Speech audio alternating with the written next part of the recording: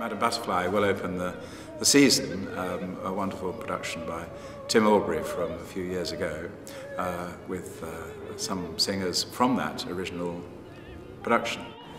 So, I mean, Butterfly is there because it was a fantastic production, very successful, mainstream, undeniably top 10 opera. And so in our minds, there's a sort of 4 or 5 year we'll revive that option always. So that sort of went in as a result of that process. We've got a very exciting young Italian conductor called Daniele Rustioli, who's coming back to conduct this first revival of Butterfly. He is known in the UK because he was on the Jet Parker programme, this very sort of outstanding training programme. It's mainly known for training singers, but in fact they do have pianists, and in his case he was technically, I think, an associate conductor.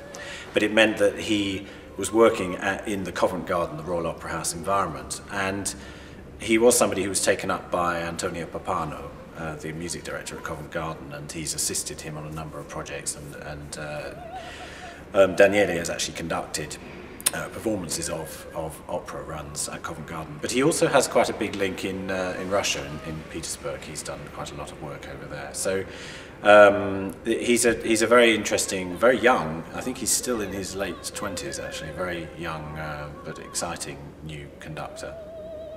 And in terms of the cast itself, I mean, I'm very pleased that Anne-Sophie Duprel is coming back to sing, because I think she's an absolutely outstanding exponent of that role, and I think that's wonderful for us. And she's a wonderful person, having worked with her on the Traviata first of all.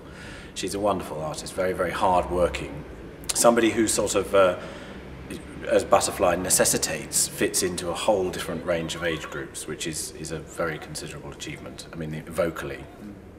But we have a new Pinkerton in Noah Stewart, who again is a new face to the company, and that's fantastic for us because it's, as we always intending to do, it's bringing in new blood as well as having more familiar faces to our audiences performing.